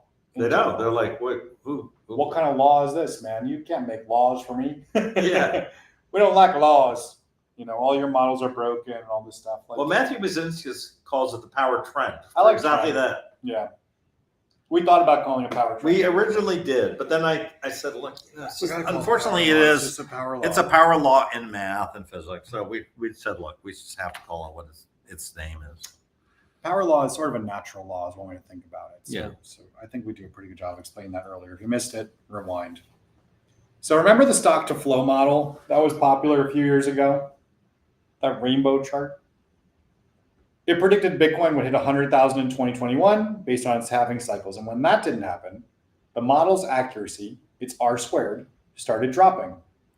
It was a beautiful theory, murdered by ugly reality. But Bitcoin's power law is different. Every year of new data makes it stronger. When a pattern becomes more accurate with more data, scientists get excited. It means the pattern is real, not coincidence. Random relationships fall apart over time, but true laws of nature crystallize. And Bitcoin's power law is crystallizing right before our very eyes. Since 2017, Bitcoin has weathered numerous significant events. Halvings that cut mining rewards in half. Institutional giants like Tesla and MicroStrategy buying billions. China banning Bitcoin, then unbanning it. FTX collapsing, wars, pandemics, money printing. Now, any of these events should have disrupted a simple statistical pattern, but they didn't. The power law's slope, that 5.62 number, hasn't budged. The pattern holds through every crisis and every boom. And most remarkably, it keeps getting more accurate. The market seems to be converging on the statistical truth that Giovanni discovered, like iron filings aligning to a magnet. And again, if you go to Bitcoin Alpha, of course, Giovanni's going to be there. Giovanni's going to be talking about it. Yeah, he's great. Timing the bull markets, the multiple of trend. So this is what we were talking about earlier. How can you predict the price of Bitcoin? You know, I almost think the multiplier on the website is maybe the wrong term. What do you want to call it? I don't know. Well, the multiplier is interesting, but when people see like, oh, it's 13% above trend line, they might think it's actually overvalued. But it's sort of like, you need to know where is it in the bands, right? It's kind of what you need to know. I'm not sure exactly how to tell the story of it, but we're going to talk about it here. The multiples of trend. Let's see where this goes here. See where this takes us. There's a single number that captures where we're at in each Bitcoin cycle, the multiple of the power law trend. This metric, simply the current price divided by the power law trend price, tells a remarkably consistent story across Bitcoin's history. That, by the way, was my idea. It's That a really good multiple. idea. That was my idea to do it. You know, I feel like there's been a lot of other people have these separate, Well, people are trying to figure out, how do I trade off the power law? yeah, and they kind of made it too We're complicated. sort of like, you can't do it that way. And that got you thinking about how you could do it. Yeah. And then we started looking at these. By the way, we do have in the Kelly criterion this thing that Rob Clausen advised me on, and I'm calling it dynamic Kelly using the power law. So I think I wouldn't say trade using the power law, but adjust using the power law. Right. And we're gonna hit that in chapter 17, 18, Kelly criterion. By the way, this book has a lot of math, a lot of charts, a lot of facts. So I think it's kind of book that you kind of want to have at your, in addition to the audiobook. If you're like me, I consume mainly audiobooks, but I think that there's a lot of stuff here that you just want to have in one place. And just to be able to go back to it and say, okay, that's that. There's the addresses. There's the thing. So let's talk about this. These multiples. So looking at Bitcoin's major cycles through this lens reveals a pattern of diminishing peaks but consistent starting points. 2013. So the cycle began at 0.4 the trend line. So 0.4 times the trend line, just under half the trend line. And it peaked at 11 times the trend line. Now 2017 began at 0.8 times the trend line and peaked at 4 times the trend line. 2020. Which is probably interesting because I think a lot of people think, what do you mean point? It went all the way to 20,000. But I think we're looking at but the monthlies, which are really peaked at 14,000 on a monthly So basis. there's lots of different ways to map out the price data of Bitcoin. We use the closing price on the monthly, which gives a certain number, and that's kind of the math. I mean, it wicked up to 20,000, but it really was never. It was sort of a fake 20,000, I think. Yeah. You know. Anyways, I digress. Whatever. But this is just from the data. We're not manipulating the data at all. We're just saying that's 4 times the trend line at that time. 2020, we also went from 0.8, the same starting as 2017, and peaked at 3.2 times the trend line. Yeah. So not quite 4. Now, in 2024 to 2025, we started at 0.5 the trend, Mm-hmm. and we're currently at 1.13, about 1. Yeah.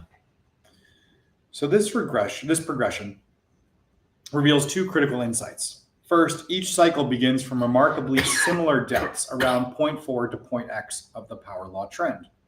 This consistency suggests that bear markets have a natural floor where Bitcoin becomes so undervalued relative to its long-term trajectory that accumulation inevitably begins. Second, the peak multiples are declining over time from 11x to 4x to 3x, and this decline represents maturation of the market.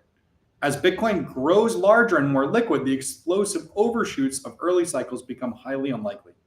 By the way, this is why Giovanni thinks 2x might be he's just connecting those dots. So we have a Giovanni mode. If you go to B1M We and do click have the a pasta in the footer, yeah, you can see the declining yeah. on the chart side. We may want to make that chart the main page rather than the dash side. But anyways, moving a $10 billion asset 10x is far easier than moving a $1 trillion asset 10x. Where does this leave us in the current cycle? At 1x the trend, we're at fair value according to the power law, neither cheap nor expensive, and the historical pattern suggests we're nowhere near a cycle peak. Previous cycles didn't end until prices reached at least 3x above trend, which would put us at over $300,000. Yep. So even if this cycle sees further moderation to say 2.5x a peak, 2.5x peak, a 2.5x peak of the line. Yeah. Sorry, I couldn't read that. That would still imply substantial upside from current levels, double. You can track this multiple of trend metric in real time at B1M, our companion website that provides interactive charts and up-to-date power law analysis. This site allows you to see exactly where Bitcoin trades relative to the power law at any moment, helping you gauge whether we're in accumulation territory, fair value, or approaching cycle peaks. That might be a good way to put on the chart. Like, are we in accumulation? Are we at fair value or approaching peaks? We could have a temperature gauge. Temperature. I was just thinking the same like thing, temperature gauge. yeah. So funny. This doesn't look like an ending. It looks like the middle innings of a bull market that has room to run. Super cycle. That's why you don't want explosive growth. That's what Fred's been trying to tweet about the past few days. The power law multiple isn't flashing warning signs of overvaluation. Instead, it's suggesting that patient investors who understand these cycles still have time to position themselves for what's likely ahead. The power law works both ways. Let's see how much we have left of this chart. Not much. Yeah. I'll read after that. The power law works both ways. Why don't me you read take this that. part? Yeah, this is Okay, the power law works both ways. When I began sharing the power law model with the Bitcoin community, the loudest complaints came not from skeptics, but from Bitcoin maximalists who thought I was too bearish. This time is different, they argued. Institutional adoption changes everything. The ETFs will break the power law to the upside. We're going into 10 million in 5 years, not 20. I remember in particular David Bailey jumping out of space with me and early last year, and he's like, "Why so bearish, Fred? We're going to 1 million this year." And I'm like, "We didn't." But there's another way to look at it. The power law acts like gravity for Bitcoin's price. Just as a pendulum swings back and forth but always returns to center, Bitcoin oscillates around its power law trend. For 16 years, we've seen this pattern. During bull markets, Bitcoin shoots to 3 or 4 times above the trend line. During bear markets, it crashes to 30 to 50% below trend, but it always comes back. The same forces that create a floor during crashes also create a ceiling during bubbles. It's not that Bitcoin can't deviate from the power law. It does it all the time, but it can't stay deviated. Gravity always wins. The power law acts as an attractor with deviations in either direction, creating forces that tend to restore the trend relationship. When prices move significantly above trend, valuations become unstable, leading to profit taking and correction. When prices fall significantly below trend, it attracts accumulation from long-term investors. The power law model suggests both extremely high and extremely low price scenarios for 2030 would be inconsistent with the established trend. This model is based on statistical analysis rather than market sentiment or opinions. It simply describes the reality of how the network adoption translates into price discovery. The statistical analysis suggests continued oscillation around the power law trend, with the statistical projection indicating a path towards 1 million over time. Next, we're getting towards the end of the power law chapter. This is one of the harder chapters. It'd probably one of the most hard chapters, really, to really fully understand. Well, it's a lot of math. It's not a lot of narrative, you know. Yeah. But It's hard to read some of this power law stuff. I'm glad we're doing it over video. But it's good. It's really good to hear us talk about it even more than reading the book. So what you guys are getting right now is excellent, because this is sort of the primer that everyone needs. All right. Yeah. What power law means, the power law means for investors.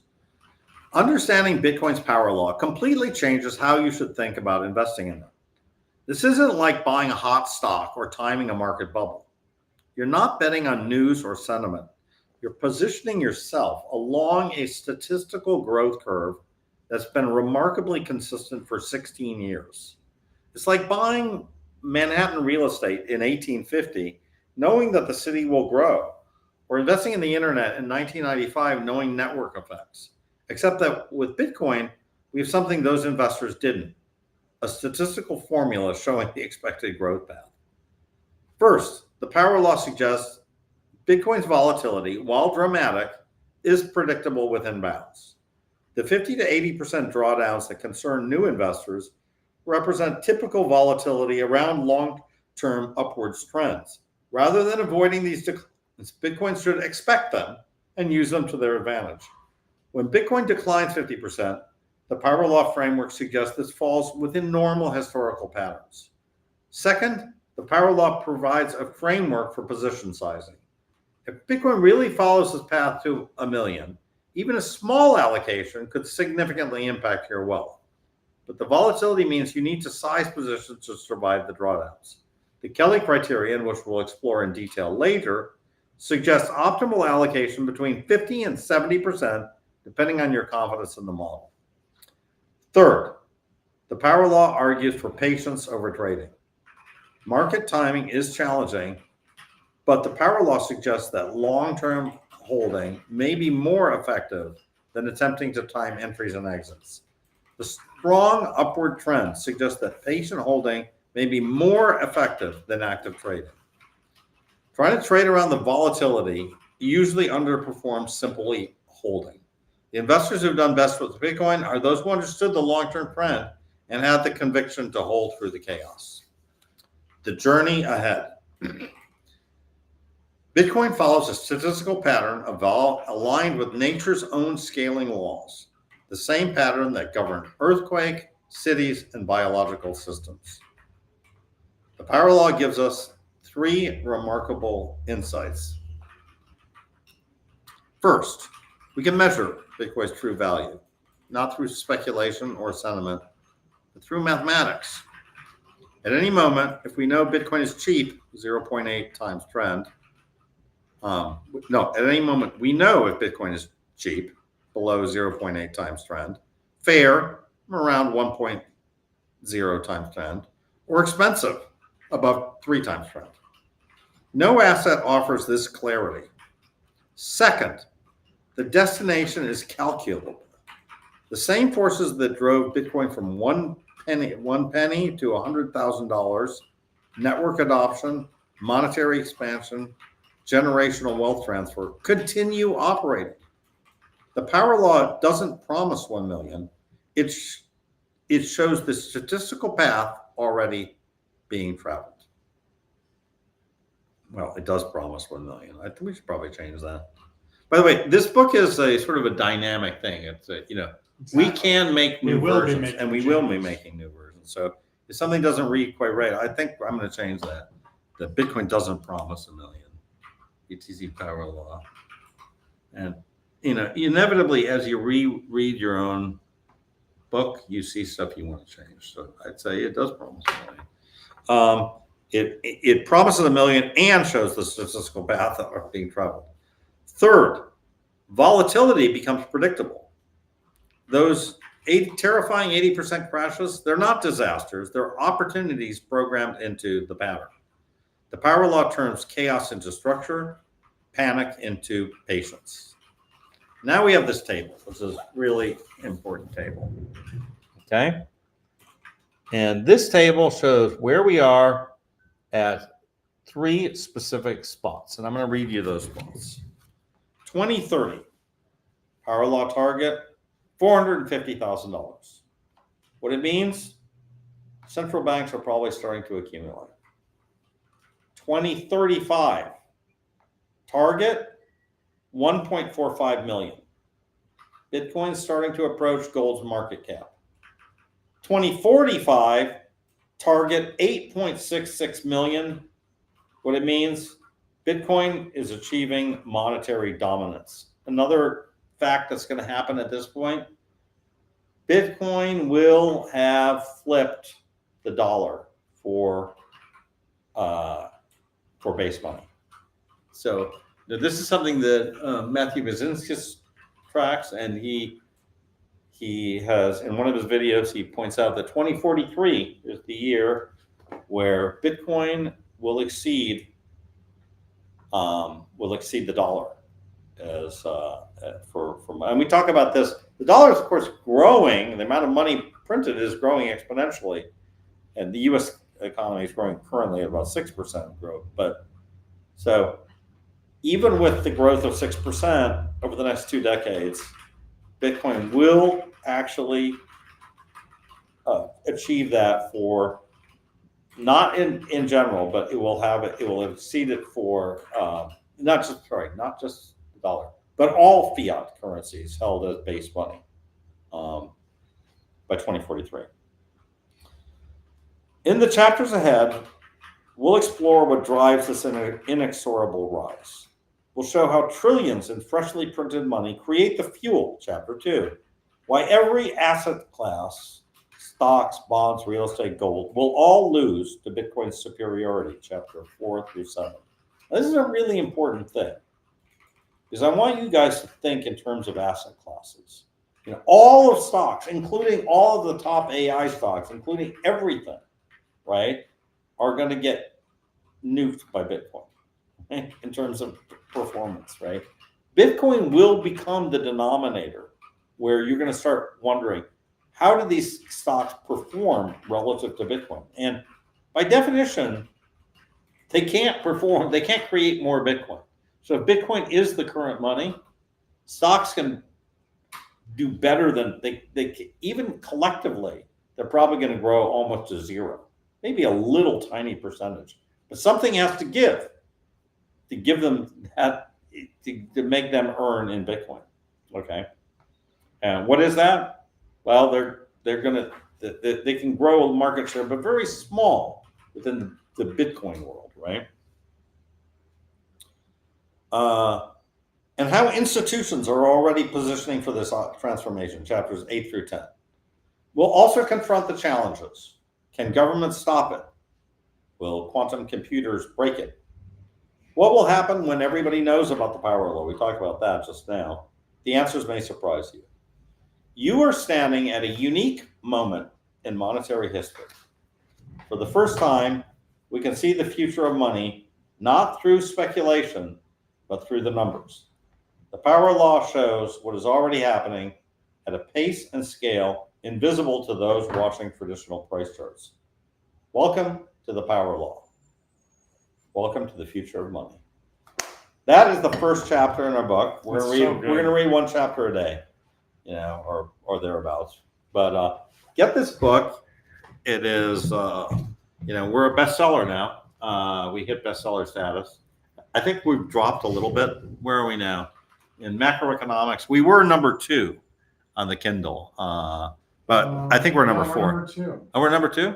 Wow, great! Yeah, number 2 on the Kindle. Yay! So only Ray Dalio is ahead of us in the Kindle in macroeconomics. Macro for paperback were 4.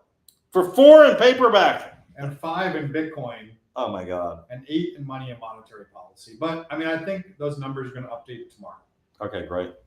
Maybe later today. We'll see. Look, I feel like this book should be mandatory reading for all of us. Who did we write this book for, Ben? Like, can you? How would you describe? I think it kind of came out of 2 or 3 things. Yeah. Like, one thing is our first book. There's a page in here that I kept talking about, and Fred kept talking about too. Let me find this page. Yeah. There's one page in here that talks about stocks, bonds. Not the real most estate. beautiful page either. You know, it's not at all. It was very much like a page that we even thought about maybe removing at some point. Or like, does this even fit in here? But I think it's in number go up. Bitcoin today, it's in here. But there's this one page that talks about stocks, bonds, real estate. Or maybe it's just stocks, bonds, real estate. I can't remember it that well now. Yeah, but we're looking at other asset classes and talking about, you know, what does the 15-year time frame look like of owning Bitcoin versus owning other assets? Maybe it's in here.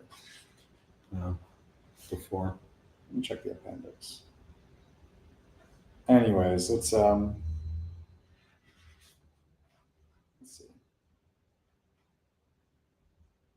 It's a very simple page. Volatility. No. Pizza, power law. There's an index in the back of this book. But this book just came out beautiful. I'll at least show you guys, like, look at these pages here. This shows how early we are. We still have a few hundred copies. Yeah, we still have a few hundred copies beautiful. left on I love Amazon. You can get a better price on Amazon. If you're able to order on Amazon, you should. There's really no difference between ordering on our website, but we're not allowed to price it lower on our site. It has to be priced higher. Oh, So that's Amazon's rule. God, there's so many it's great late. stories in this It's book. later than that. Ben. No, I know. I'm just kind of looking at this. Okay. Yeah, it's after the market cycles for sure. Okay, this is the last market cycle. This is the rise of ordinals. And fall ordinals. Big money has arrived. It's funny, like a lot of these pages in here are actually precursory to this book. Yeah. The new book.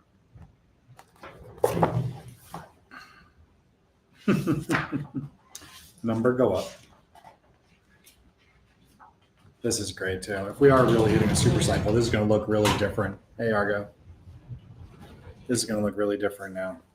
I have 2 green years in here. Power law. Here's the power law in here. We went from one page to one chapter.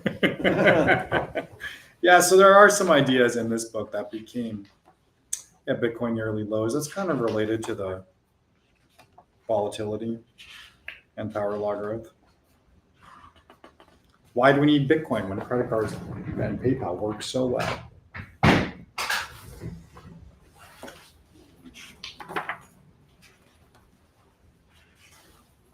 I found it. Oh yeah, that was a great. Everybody's got a plan to like a punch in the face. Just like not clearly has anything to do with Bitcoin, but it has everything to do with Bitcoin. Yeah. We actually were selling posters of that for a little while. People like them. People love them. That's here it. we go. Real estate, stocks, bonds, and Bitcoins. We have this picture of like Monaco or something in here. And it's this very simple page that looks at a 15-year time frame of Bitcoin, because we both found ourselves talking to people in our peer groups about Bitcoin who are like, I just don't get it. Like I invest in stocks, or I invest in real estate. I've done well in real estate, and I think it's a speculative bubble, Bitcoin. But then we started thinking about 15 years in the future. What happens if real estate behaves like it did or stocks behave like they did in the 70s, or real estate from different decades? And so, you might get different performance levels. And that's kind of what led us to wondering about comparing these things and talking about it all the time. This is the page I kept showing people. in this page grew into the first half of this book. Really, we wanted to think about not this thing from a historical biopic of Satoshi kind of thing, but more like asset classes, right? Because at the end of the day, asset classes determine everything. It's really how good is the stock story relative to the overall Bitcoin story. And I think that, Bitcoin is now an asset class, and it's only been really since this book, the first book came out. Is before January of last year, Bitcoin was not an asset class that normal people could invest in. Now it is. Now People you can think of it as crypto as an asset class, but Bitcoin just stands out so much amongst crypto, that it's sort of in a class of its own. And not everyone realizes that or treats it that way. But when you study a book like this, you're going to quickly realize it. You can chart out all these kinds of data points for other cryptocurrencies in general. You're not going to get anything even close to what Bitcoin And I is. recommend you guys do. So, one of the things that I did when I kind of started popularizing the power laws, I said, listen, guys, here's your homework. Go download the prices on Google Sheets. Yeah. Here's how to create a power law. Go and do the math yourself. And recreate these data, recreate this data. Let me show you, you can do it algorithmically, you can do it in Python, you can do it everything, but I'm going to show one sheet. Where is this chart? All these people really did tune in and do it. Like, we had a ton of people trying to chart the power law, building their own sheets, building their own models. Mm-hmm. And we have open spreadsheets that anyone could fork. You can still do it. You can Yeah, search. You can search our history for Google Sheets on X. It's cool. I'll just show you that this is just a sheet that we did recently. Peaks the sheet, and basically I downloaded here the price of Bitcoin. Where'd you get it from? Not even sure. I can't remember. Yahoo Finance or something, I think. Yeah. CoinGecko. CoinGecko. There's a lot of places to get it, right? And then what I did here is I took the time since the Genesis block. Actually makes a difference what you consider. Right. Yeah. We tried different Genesis blocks. Do you take the Genesis block or do you take the block number 2? What do you do? Makes a difference. Because those you get a slightly different fit if you use this thing. Because it's exponential. If you change this date, see 5.54 there. Exactly. Slope and here 5.56. So those 6 days make a difference in the slope of. It's so significant. But anyway, what does the R squared change to on either of those? Can we look at that? There's 95. Where? The R squared's right here. Yeah, 95.94 there. That's a good point. And let's see, the 95.94. Yeah, about the same. Doesn't matter. Doesn't matter. Yeah, statistically, it's the same. So Oops. that's why when we say like the line hasn't changed, some people are going to be like, Yeah. but your book says 5.62 and your website says 5.54. It's changed. We can just undo. And it's changed a little bit, but really statistically, the R squared is not changing. So I'm taking the log of time, the log of price. I'm computing a trend line. You can do this on Google Sheets. You can calculate. In this particular thing, I use 0.6 of trend line. I got my residuals. I'm doing various deviations of the residuals, and here I'm taking 0.6 times trend line. That's sort of 3 standard deviations. We looks like we're going to, in this particular case, we're going to hit, I don't even know what that number is, 735,000 in that particular model. But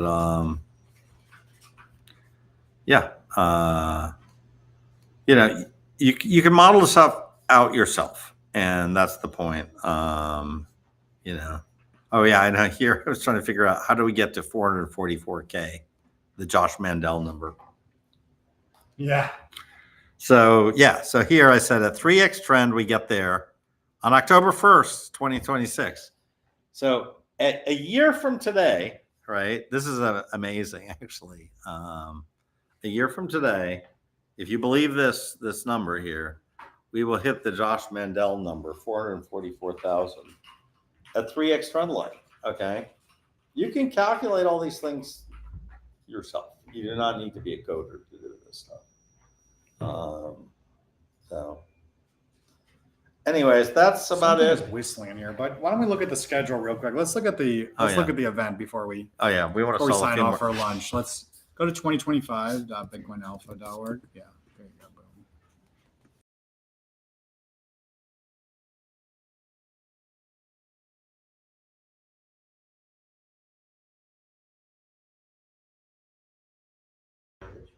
Okay, Oh, they're good. whistling? Okay. Yeah. What's happening? The miners are whistling. Are we still on? Yeah, we're on. We're on. All right. Share the Okay, share the Yeah. that. Yeah. So yeah, if you go to view schedule here, we can take a look at the current schedule for Bitcoin Alpha. Okay. It's really shaping up. I mean, it's shaping up amazingly well. Okay, So why don't you talk through some of this? So we sort of have 4 different tracks or different discussion areas that things are happening in.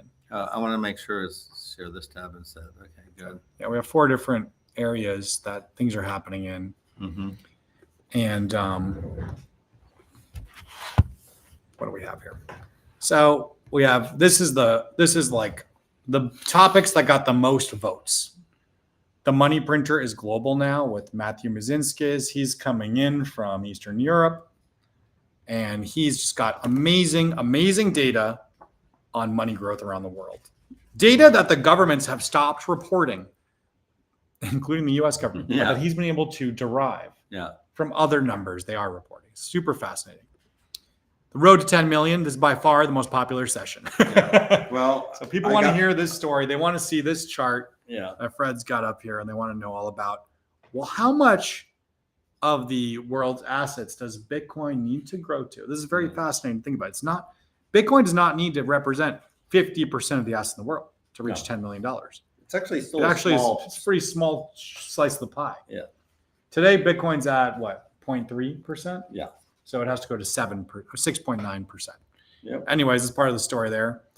Then we have self-custody or self-destruct, which is I just published an essay about this, actually, what this topic is going to be all about on my X feed. And it's an amazing story. You should go and look at it.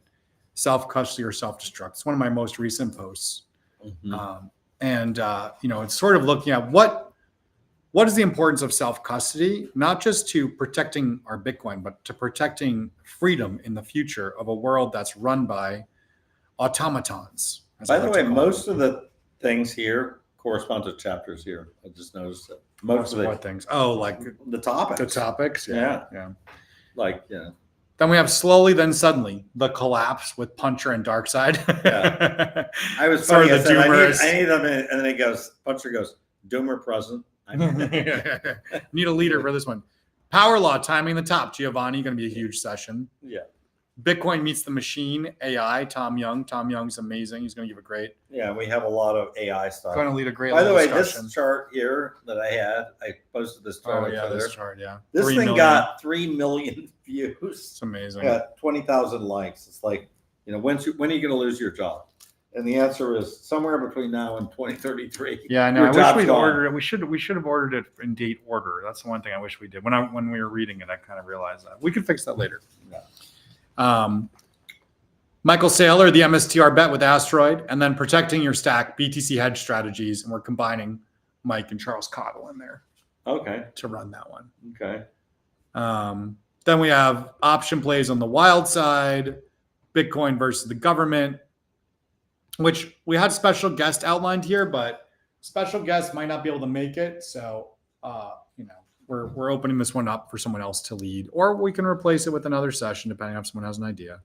Bit Yeah, bonds. we're not trying to make these sessions, guys. If you have If you're passionate about a session, Look, these sessions are discussions. They're open discussions. You need to have something planned for the beginning to kind of be the spark, get things going in the they're open conversation, discussions. help to moderate it as it goes on, but they're open discussions. If you Anyone's just want to welcome listen to somebody, you go on YouTube. Yeah, pretty much. This yeah. is not about listening to somebody. This is about. And these will not be on participating. YouTube. This is Yeah. about just participating in the moment, sharing information and connecting with Mhm. people. Yeah, Bitcoin legacy planning, rethinking wealth conveyance. yeah. Tom. I said Tom Young is a fan of death because he's like, Fred, you're going to make all this Bitcoin. You need to give it away. I'm like, wait a second, I'm not ready to go quite yet, Tom. Bitcoiners backing Bitcoiners. Yeah. Unfortunately, the guy that was going to lead this one had a family issue and emergency, can't make it, but someone wants to do that. It's great.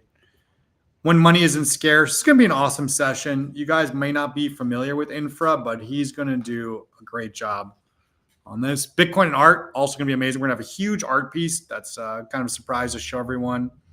And Tad and Robert Alice, a famous artist, are going to be talking about that piece and sort of Bitcoin art in general. Tad, of course, being the CEO of Sotheby's. Yeah, Tad's the former CEO of Sotheby's, right? And Madison Square Garden. So these are all, we're looking at going back to the 10 o'clock Bitcoin social layer with Brian and Mateo talking about the Orange Club. Yeah. Beyond marketing or beyond memes, Bitcoin marketing with Shannon, Bitcoin storytelling from the streets to the screen, Bitcoin in the real world, customer adoption with the Fold guys, sovereignty begins within with Kaya, two-way lending What markets is with me. that sovereignty begins within? It's a meditation. Oh, that's the, yeah. Yeah. So Sam was like, I want to meet the meditation. I was like, okay. Okay, yeah, great. So we Bitcoin's actually are enemies. going to meditate? If you join that session, you'll Yeah, do you'll some kind meditate. of meditation. Okay. Yeah. Like guided meditation. Yeah. Okay. Yeah. Guide, we're going to meditate till Bitcoin reaches all-time high. It's going to be a sit-in. Ooh, all- Bitcoin's enemies, incentives against adoption. That one was like popularly voted for, even though it didn't have a leader. So someone's going to step up. Yeah. X culture wars, op return, noise versus narrative. By the way, Nick's I gonna just do got that. somebody wants to like share something with Nick about the, Oh yeah, I bet. somebody's They want to like, make sure he's covering certain topics yeah, or like, whatever. Yeah. like op return should not be increased. By the way, Nick Sabo wrote about that today. Did I you saw see it? that. Yeah. Yeah, I okay. know. Sabo's been chiming in. Decentralized messaging with John Galt.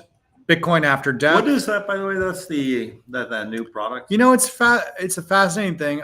He presented something that I saw, on like a private call a few months ago, and kind of told me about it. And it's a really interesting idea of using decentralized nodes to send messages that could support trading, but also freedom.